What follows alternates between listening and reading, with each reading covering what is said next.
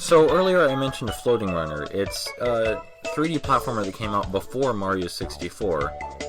As a result, it didn't have quite as good a camera system, but there's a lot about it that I think is worth sharing, and it's kind of a shame that there's pretty much no full playthrough of it anywhere. Now, the first and most noticeable thing I want to talk about in Floating Runner is the art direction. Now, everything aside from the intro stage seems to be textureless, and that's because of technical limitations on the hardware.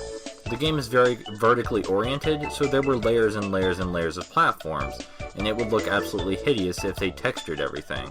It just would. So they eliminated this by making everything textureless, but rather than try and cover that up somehow, they used it to their advantage to create this sort of surrealistic wonderland, this strange otherworldly landscape for the player to interact with and explore.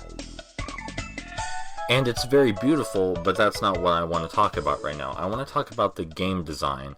And the most important thing about Floating Runner's game design is the way it encourages players to explore the game mechanics and world. Now, it's very easy to just rush through Floating Runner. You have unlimited continues, the enemies are extremely aggressive and kill you constantly, and you can run at like 40 miles per hour. There seems to be very little reason to stop and slow down and explore this beautiful landscape, especially when everything seems so obtuse and unusual. But if you do that, you hit this giant brick wall of difficulty, where everything is just a frustration and the game feels cheap, because you feel like nobody ever taught you what the hell was going on.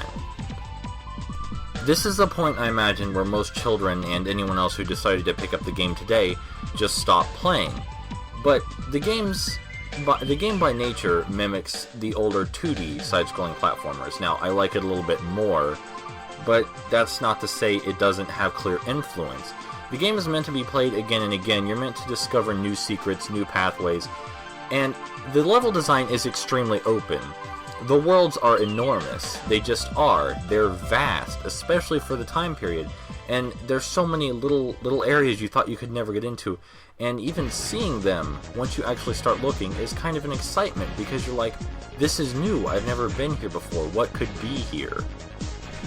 So the game, by sheer virtue of being what it is, teaches you how to approach it. You have to approach it with an open mindset. You have to approach it wanting to explore. Because if you run straight through it, you quickly figure out that doesn't work. And by the nature of the game's design, they figure you're going to go back and explore more. And when you do, you find more heart containers to give you more health. You find alternate weaponry. You find all this neat little stuff that you wouldn't even think would be in this game because you gave up on it so soon. And all of it is in preparation for the final boss, which consequently tests everything you've learned in the game, assuming you explored it. If you didn't explore it, the final boss seems really cheap and unfair. You didn't learn any platforming techniques, you don't have any alternate weaponry, and you have no hearts. But if you went through and explored it, step by step, explored all the little nooks and crannies, you will have learned all the little intricacies of what seemed like originally a very cheap platforming game. And as a result, you'll have learned everything you need to take out the final boss. So the game teaches you about itself simply through playing, and that's very cool. That's something very neat and very special, especially considering it's a 3D platformer. And it's already the prettiest looking thing I've seen that came out before Mario 64 to begin with, you know? If you approach it with the right mindset, you know, it's very worthwhile. It's a very rewarding and interesting experience. And that's what I wanted to share about it.